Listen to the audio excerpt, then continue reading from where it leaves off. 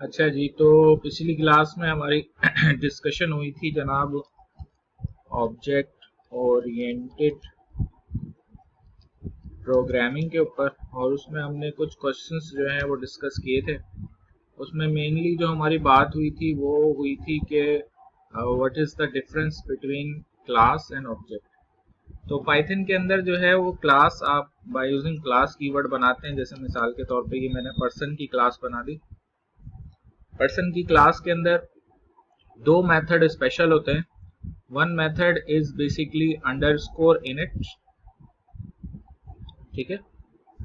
और underscore init जो है वो कुछ इस तरीके से बनाया जाता है जनाब कि इसमें आप लिखते हैं अंडरस्कोर अंडरस्कोर इनिट सेल्फ, और कोई भी आप दो पैरामीटर्स जैसे यहाँ नेम और एज पास कर दिया है, तो वो हमने यहाँ पर बना लिया।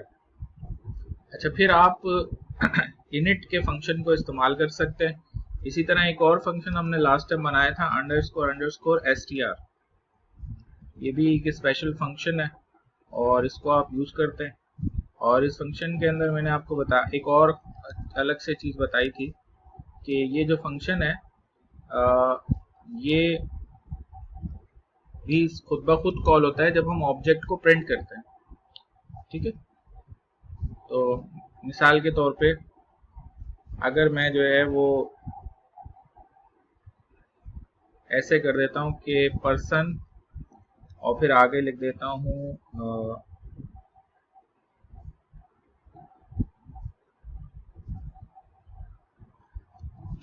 पर्सन नेम इज, ये सेल्फ डॉट नेम लिख दिया मैंने कौन, और उसके बाद मैंने लिख दिया एज इज और सेल्फ डॉट एज लिख दिया। तो ये दो स्पेशल फंक्शंस हैं पर्सन की क्लास में जो कि आप इस्तेमाल कर सकते हैं। कैसे इस्तेमाल कर सकते हैं उसके लिए पहले हम इस कोड को रन कर देते हैं।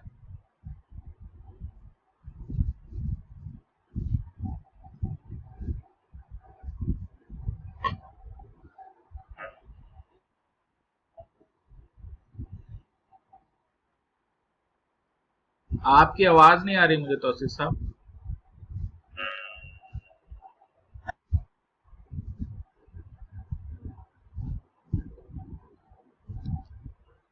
अब आप पर्सन का ऑब्जेक्ट कैसे बनाएंगे? मिसाल के तौर पे हमने एक ऑब्जेक्ट बना दिया सलीम के नाम से, और ऐसे हम लिखेंगे पर्सन, और ये सलीम मैंने जो आर्गुमेंट भेजा है तो ये असल में पहला वेरिएबल है जो कि जाएगा नेम वेरिएबल में, और 25 चला जाएगा एज में। तो ये ऑब्जेक्ट बन जाएगा सलीम जो कि पर्सन का ऑब्जेक्ट है।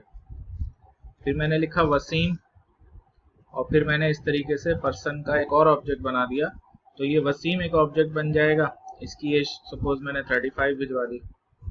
और फिर मैं तीसरा ऑब्जेक्ट बना रहा हूँ नसीम, तो ये तीसरा ऑब्जेक्ट बन जाएगा पर्सन की क्लास का, और उसके अंदर मैं उसकी जैसे एज मैंने 45 भिजवा दी। तो यहाँ पे ये सलीम क्या है? Salim is an object of person class, ठीक है। इसी तरीके से वसीम भी क्या है? Wasim is also an object of person class।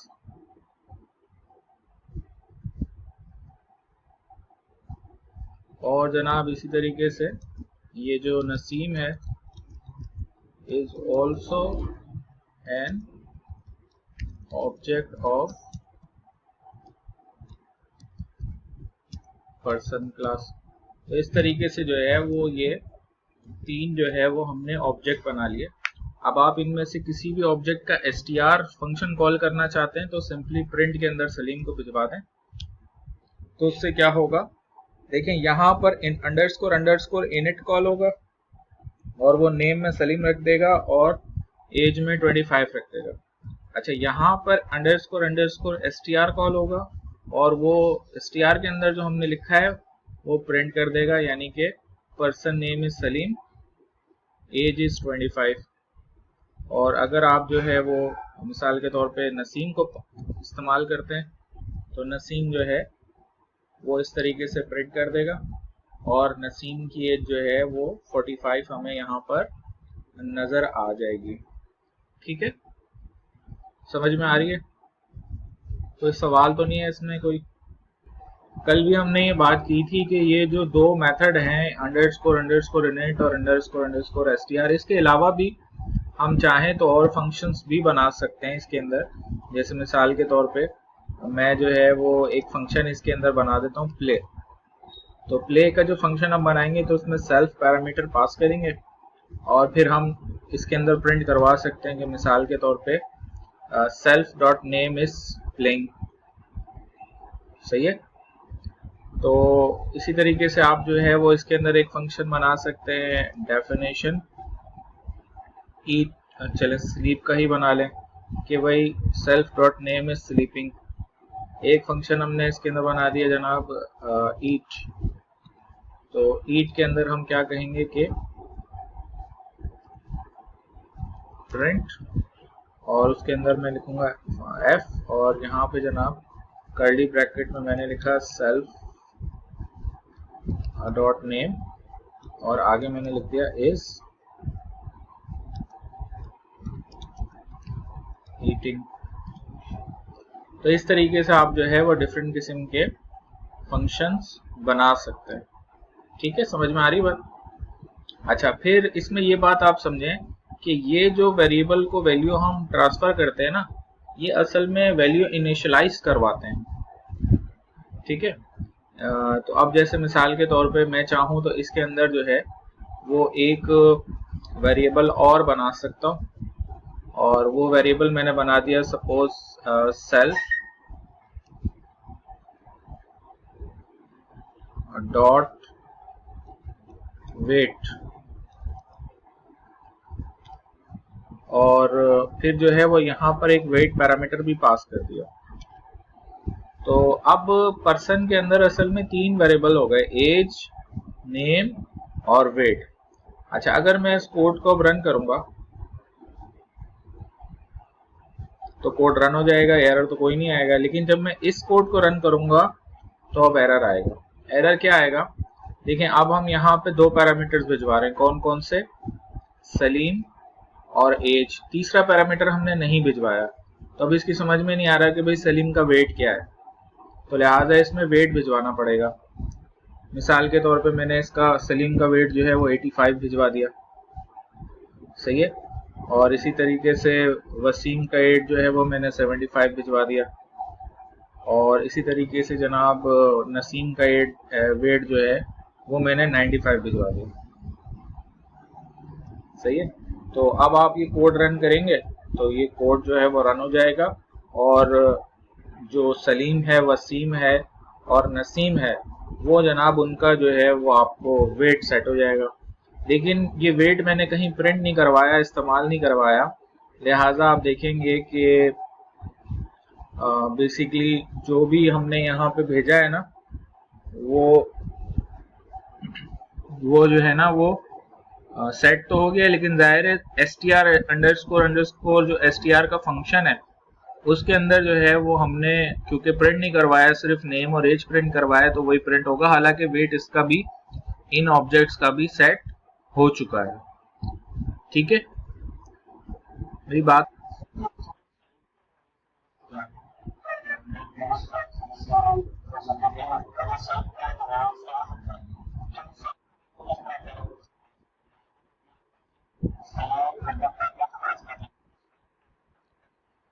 Self जो है वो पाइथन के अंदर ये स्पेशली हम इस्तेमाल करते हैं फर्स्ट पैरामीटर। जरूरी नहीं है ये सेल्फ, आप इसकी जगह कुछ भी लिख सकते हैं। जैसे आपने यहाँ लिख दिया ABC, तो आप यहाँ पे ABC लिखते हैं। यानी जो फर्स्ट पैरामीटर होता है ना, वो पाइथन के अंदर जो है वो एक स्पेशल टाइप का पैरामीटर होता है जो कि उसके जो क्लास वेरिएबल है ना उनको एक्सेस करने के लिए इस्तेमाल होता है। तो अब ये जो नेम है, एज है, वेट है, ये इसके क्लास वेरिएबल्स हैं। ठीक है, क्लास वेरिएबल्स ये यहाँ अंडरस्कोर इनिट के अंदर हमने बनाए, तो ये सेल्फ डॉट करके एक्सेस होंगे। आप यहाँ पे कुछ और नाम लिख दें, जैसे यहाँ पे आपने लिख दिया के, तो आप यहाँ पे फिर लिखेंगे के, डॉट नेम और यहाँ पे लिखेंगे के डॉट नेम। पाइथन का सिंटैक्स है ये वाला, ये नो आर्गुमेंट फंक्शन है ये इस क्लास का, इसमें कोई आर्गुमेंट नहीं है। समझ में आ रही बात? इसको जब आप कॉल करेंगे, मिसाल के तौर पे अगर आप सलीम ऑब्जेक्ट का प्ले कॉल करेंगे तो उसमें कुछ पास नहीं करेंगे, सही है? यानी ये प्ले में देखें सेल्फ आपको नजर आ रहा है ना, यहाँ कुछ भी पास नहीं करना, तो आपको नजर आएगा कि लिखा हुआ नजर आ जाएगा सलीम इज प्लेइंग। ठीक है, समझ में आ रही बात? ये दूसरी लैंग्वेजेस में जो दिस का कीवर्ड होता है ना, दिस सी शार्प में और जावा में, तो वही चीज है कुछ ये, लेकिन ये कि यहाँ पैरामीटर फंक्शन में इसको पास करना पड़ता है ताकि इसको वहां इस्तेमाल कर सकें। पाइथन का अपना सिंटैक्स है, बाकी लैंग्वेजेस का अपना है। अब मिसाल के तौर पे हम कुछ और एग्जांपल करते हैं, जैसे बात समझ में आ जाए। मेरी बात कुछ समझ इसकी जगह इस्तेमाल कर रहे हैं, बस दिस जो है ना वो इस तरह पैरामीटर में पास नहीं होता, वो आप मेथड के अंदर इस्तेमाल कर रहे होते हैं, बस इधर जो है वो इधर पास करके उसको यूज कर रहे हैं, बाकी कोई खास उसमें जो है वो नहीं है। बाकी इसको अगर सेल्फ ही रहने दें तो अच्छा रहता है, क्योंकि एक ज्यादातर लोग सेल्फ इस्तेमाल कर रहे होते हैं तो कंफ्यूजन नहीं होती, एक स्टैंडर्ड सा बन जाता है कि भाई सेल्फ ही है, बाकी आप इस्तेमाल कुछ भी कर सकते हैं, कोई खास वो नहीं है। आप कह लें कि it's a feature of Python, Python बनी इसी तरीके से गई है, तो लिहाजा ज्यादातर लोग सेल्फ ही इस्तेमाल करते हैं, कर आप कुछ भी सकते हैं। अच्छा, मैं ये बता रहा था कि अब जैसे मिसाल के तौर पे ईट का फंक्शन है, तो अब ईट के फंक्शन के अंदर जो है वो अगर मैं कोई और पैरामीटर भी पास करवाना चाहता हूं तो मैं आगे कॉमा करके इस तरीके से कराऊंगा। जैसे मैंने जो है वो मिसाल के तौर पे लिख दिया फूड, ठीक है। अच्छा, अब फूड जो है वो मैंने कहा फूड क्वांटिटी, सही है, यानी फूड क्वांटिटी जो है वो मैंने इसके अंदर पास कर दी। अच्छा, फिर मैं करता क्या हूं कि अगर अब मैं जैसे मिसाल के तौर पे सलीम डॉट ईट कॉल करूंगा, सही है, तो उसमें जो है वो मैं दो चीजें पास करूंगा। क्या क्या पास करूंगा?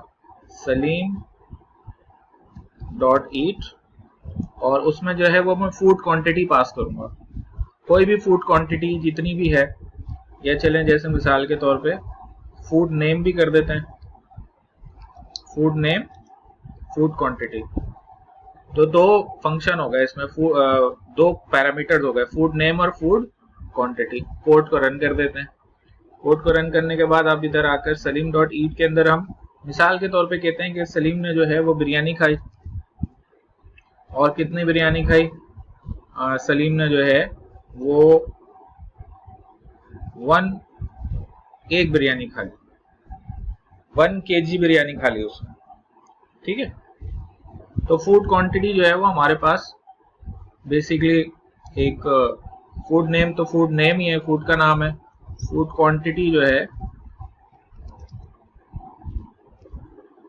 Is weight of food in KG. तो जब 1 पास हो रहा है तो इसका मतलब उसने 1 kg बिरयानी खाई है। समझ में आ रही बात?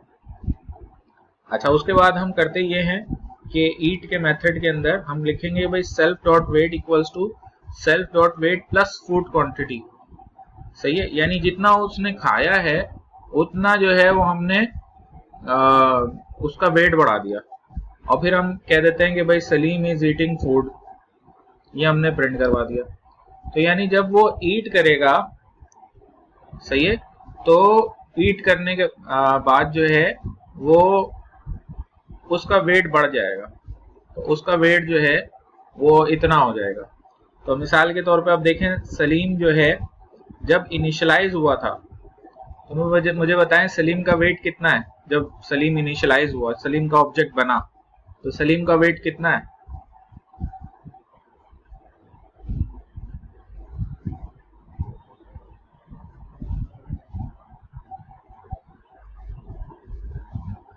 क्या मुझे आवाज नहीं आ रही या मेरे कान थोड़े मुतासिर हो गए?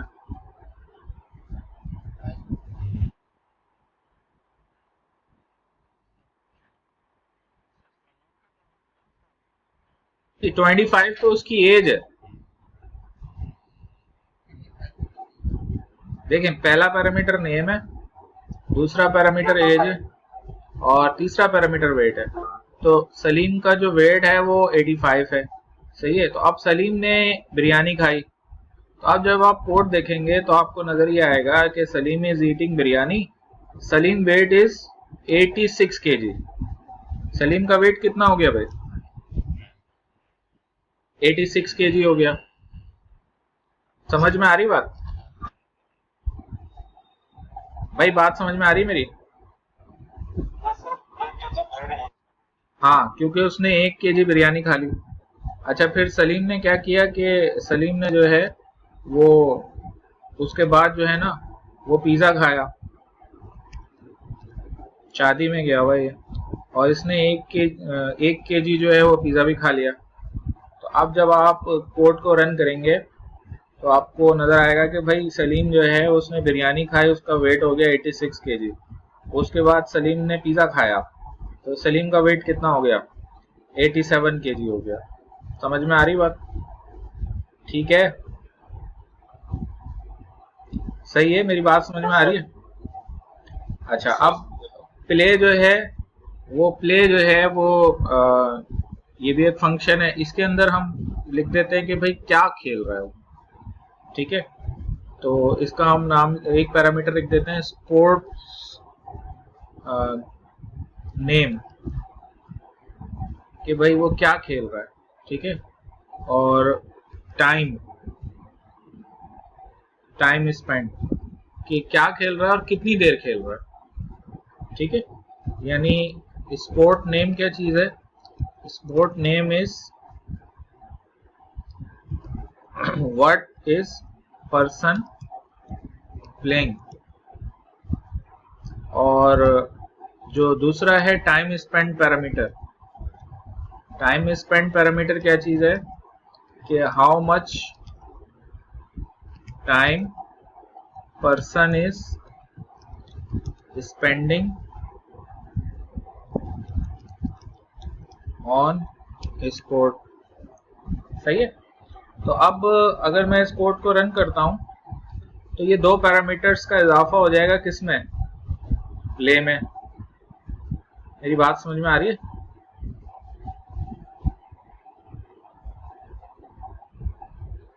अच्छा, अब यानी सलीम ने जो है वो बिरयानी खाई, पिज़्ज़ा खाया, उसके बाद जो है वो सलीम जो है वो खेलना शुरू हो गया। तो अब जब सलीम खेलेगा तो उसको क्या क्या चीज़ें देनी होंगी कि भाई उसको कुछ बताना पड़ेगा। मिसाल के तौर पे सलीम जो है वो क्रिकेट खेल रहा है, ठीक है, और सलीम ने जो है वो सपोज आधा घंटा क्रिकेट खेली है, सही है, समझ में आ रही बात? तो आधा घंटा सलीम ने क्रिकेट खेली है, तो अब हम क्या करेंगे कि प्ले के अंदर जो है वो हम थोड़ा सा कोड ये रखेंगे कि भाई सलीम का वेट जो है ना वो माइनस होगा जितना उसने टाइम स्पेंड किया है। बात समझ में आ रही है?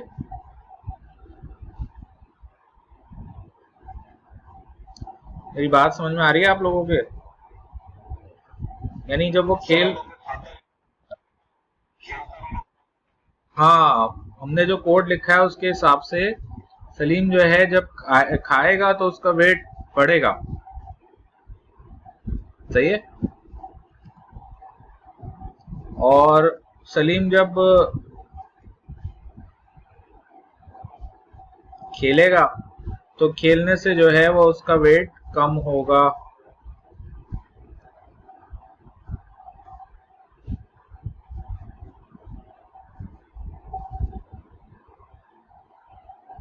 और जब वो खेलेगा तो उसके बाद जो है जो उसका वेट कम हुआ है वो हम प्रिंट करवा देंगे कि भाई अब उसका वेट जो है वो इतना हो गया है, ठीक है, समझ में आ रही बात? अब जनाब आप जो है वो जब इस कोड को रन करेंगे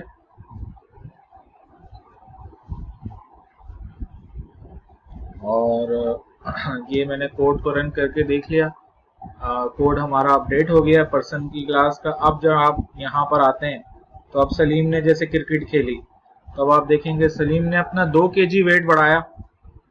सलीम जो है वो बिरयानी खा रहा है, उसका वेट 86 हो गया। फिर उसने जो है वो पिज़्ज़ा खाई, तो जनाब उसका जो है ना 87 kg हो गया। फिर वो क्रिकेट खेल रहा है, आधे घंटे तक क्रिकेट खेलता रहा, तो उसका वेट जो है वो 86.5 हो गया। समझ में आ रही बात भाई? क्लियर हो रही है मेरी बात? समझ में आ रही है? अच्छा, इसी तरीके से जो है वो मिसाल के तौर पे एक और फंक्शन हमने बना लिया। एक फंक्शन है स्लीप का और एक है वर्क का। और वर्क का जो फंक्शन है उसमें सेल्फ पैरामीटर पास हो रहा है। अब मैं क्या करता हूँ कि सलीम के अंदर जो है ना वो एक वेरिएबल और बना देता हूँ, जैसे वेट है। तो वेट के साथ साथ मैंने जो है वो कर दिया जनाब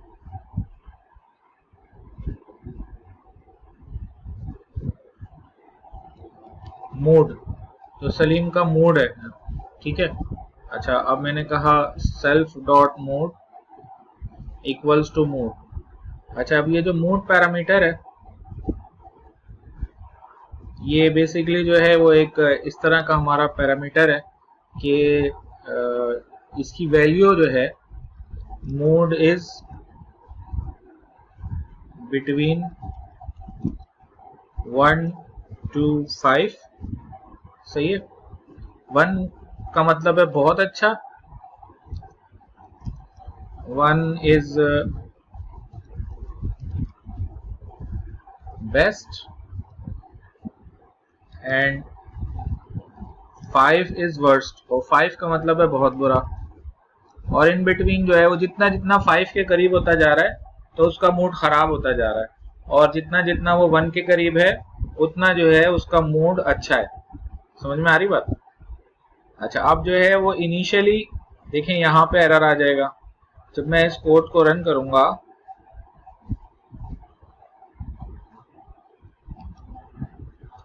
अब मैं इस कोड को रन करूंगा तो यहाँ तो कोई एरर नहीं आएगा। यहाँ कोई एरर इसलिए नहीं आ रहा क्योंकि ये तो चौथा पैरामीटर मैंने इसमें बढ़ा दिया है। अलबत्ता यहाँ पे एरर आ जाएगा। क्या एरर आएगा यहाँ पर?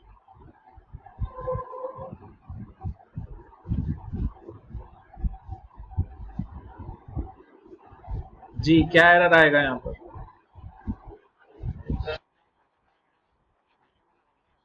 हाँ, यहाँ पे वैल्यू देनी है। बाय डिफॉल्ट जैसे मैं 1 दे देता हूँ, इसका मतलब इसका मूड बहुत अच्छा है। सही है, 1 का मतलब बहुत अच्छा मूड है इसका। ठीक है, तो अब कोड रन कर देंगे तो कोड हमारा रन हो जाएगा। अच्छा, अब हम क्या करते हैं कि वर्क के अंदर जो है ना वो इस तरीके से काम करते हैं कि हम कहते हैं कि जनाब वर्किंग, ठीक है। और जब वो वर्किंग करता है तो वर्किंग करने से क्या होता है कि self dot mood equals to self dot mood plus 1। तो यानी उसका मूड जो है वो चेंज हो जाएगा। ठीक है, समझ में आ रही बात? यहाँ पे देखिए मैं एक चेक भी चले वो बाद में बताता हूँ। तो यानी वर्किंग करने से क्या होगा भाई, उसका मूड जो है वो क्या होगा, खराब होगा। ठीक है। अच्छा, स्लीप करने से क्या होगा? स्लीप करते हुए हम क्या करेंगे कि उसका जो है वो मूड थोड़ा बेहतर कर देंगे, सेल्फ डॉट मूड -1। सही है। तो अब उससे क्या होगा जनाब कि अब अगर आप यहाँ पे जो है वो मिसाल के तौर पे सलीम का वर्क कॉल करते हैं, Salim dot to work, Salim जो है वो काम कर रहा है, तो उससे क्या होगा कि उसका मूड खराब होगा। सही है। उसके बाद हम सलीम से काम करवाते हैं, मजीद और काम करवाते हैं, तो उसका मूड और खराब हो जाएगा। सही है, समझ में आ रही बात? तो आप देखें कि ऊपर का कोड हमने रन नहीं किया शायद।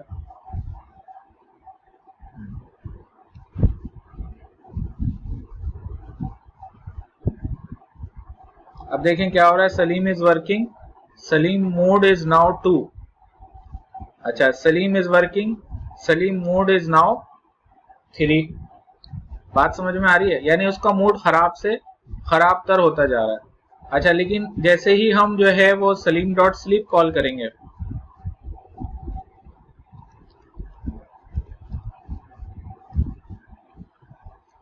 तो उसका मूड क्या हो जाएगा? थोड़ा बेहतर होना शुरू हो जाएगा। Salim mood is now 2।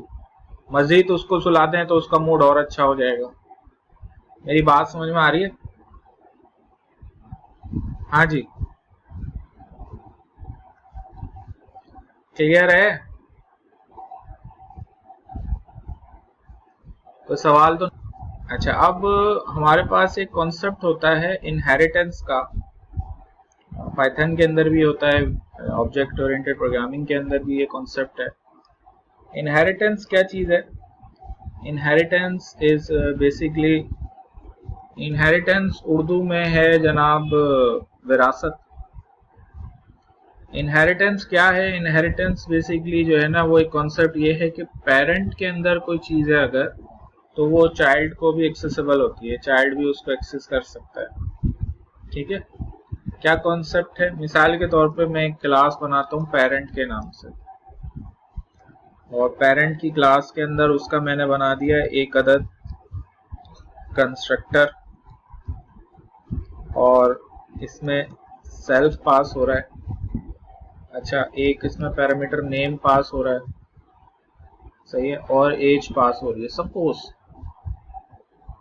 तो सेल्फ डॉट नेम और सेल्फ डॉट एज इसमें सेट हो गए।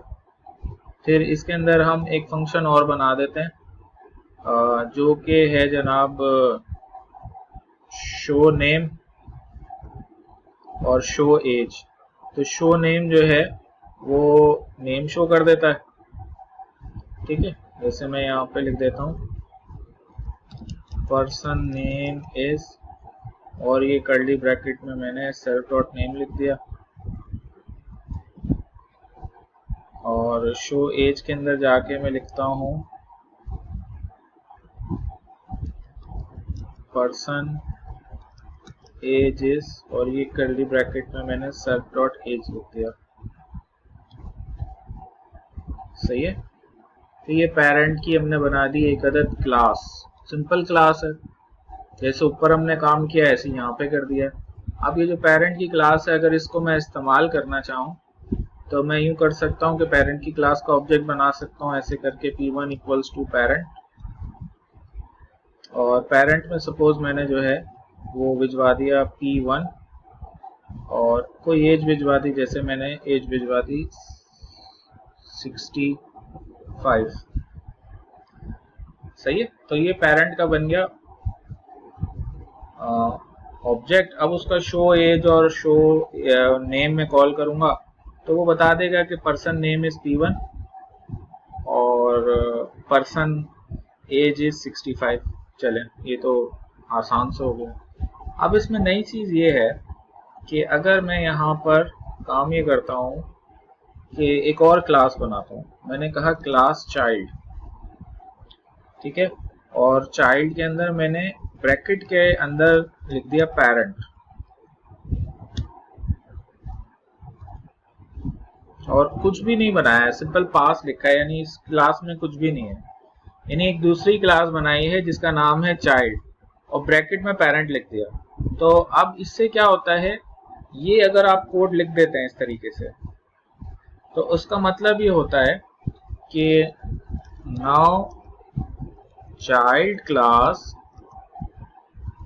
Is derived from parent class, ठीक है। यानी इस चीज को दो तीन नाम दिए जाते हैं। इसमें हम कहते हैं, एक तो लफ्ज आप वैसे ही सुन रहे हैं, नाम भी रखा हुआ है कि इन दोनों के दरमियान पेरेंट चाइल्ड रिलेशनशिप हो जाता है, ठीक है। पेरेंट चाइल्ड रिलेशनशिप क्या होता है? पेरेंट चाइल्ड रिलेशनशिप ये होता है कि पेरेंट की चीजें चाइल्ड को खुद ब खुद मिल जाती हैं, जिसको इनहेरिटेंस कहते हैं ना, विरासत। यानी पेरेंट में बनी हुई प्रॉपर्टीज और पेरेंट में बनी हुए मेथड्स चाइल्ड को मिल जाते हैं। अब जैसे मिसाल के तौर पे मैं यहाँ पर एक C1 का ऑब्जेक्ट बना रहा हूँ, मैंने कहा C1 equals to child C1 35। अब देखें, चाइल्ड क्लास में मैंने कुछ बनाया ही नहीं है, लेकिन इसके अंदर ये शो नेम भी आ रहा है और शो एज भी आ रहा है। तो ये चाइल्ड के अंदर ये शो नेम और शो एज कहाँ से आ गया? हालांकि C1 किसका ऑब्जेक्ट है, चाइल्ड का ऑब्जेक्ट है, सही है। तो चाइल्ड के अंदर ये शो नेम और शो एज कैसे आ गया, ये तो चाइल्ड में बनाया ही नहीं मैंने, वो तो मैंने बनाया था पेरेंट में। तो इसका जवाब ये है कि पेरेंट में जो कुछ भी है ना वो कहाँ आ गया, खुद ब खुद ही चाइल्ड में आ गया। अच्छा, अब अगर चाइल्ड अपना कुछ बनाता है, मिसाल के तौर पे चाइल्ड अपना एक नया फंक्शन बनाता है और चाइल्ड अपने फंक्शन के अंदर जो है वो करता ये है कि मिसाल के तौर पे चाइल्ड जो है ना वो प्ले का फंक्शन है चाइल्ड के अंदर, ठीक है। तो अब ये चले इसको हम कह सकते हैं चाइल्ड के अंदर जो है ना वो एक फंक्शन है वेस्ट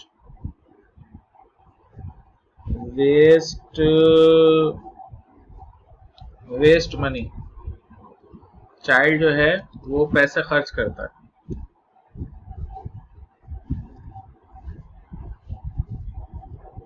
वेस्टिंग मनी।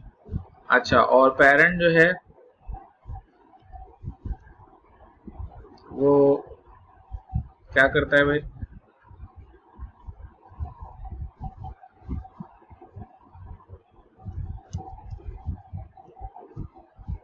पेरेंट जो है वो पैसे कमाता है और चाइल्ड जो है वो पैसे लुटाता है, सही है। अब इसमें मजेदार बात ये है कि जब हम पेरेंट चाइल्ड रिलेशनशिप बनाते हैं तो पेरेंट की सारी चीजें तो चाइल्ड को मिल जाती हैं, लेकिन चाइल्ड की चीजें पेरेंट को नहीं मिलती। क्या मतलब है, मतलब ये कि सपोज P1 जो है मैं इसका अर्न मनी कॉल कर लेता हूँ तो P1 में अर्न मनी कॉल हो जाएगा, लेकिन अगर P1 में मैं वेस्ट मनी कॉल करूं, सही है, और कोड को रन करूं तो यहां पर एरर आ जाएगा। क्यों एरर आएगा, ये कहेगा कि भाई इस parent object has no attribute waste money, waste money parent में नहीं है, सही है। वेस्ट मनी कहां पर है, चिल्ड्रन में। तो लिहाजा अगर मैं जो है वो C1 डॉट अर्न मनी करूंगा तो ये इसको मिल जाएगा क्योंकि ये इसमें है और इसमें वेस्ट मनी भी है। यानी चिल्ड्रन की अपनी जो जाती चीज होगी वो पेरेंट को नहीं मिलेगी, लेकिन पेरेंट की सारी चीजें चिल्ड्रन को मिल जाएंगी। समझ में आ रही मेरी बात, चाहे वो प्रॉपर्टीज हो या वो मेथड्स हो। तो पेरेंट की चीजें चिल्ड्रन को मिल जाएंगी लेकिन चिल्ड्रन की चीजें पेरेंट को नहीं मिलेंगी।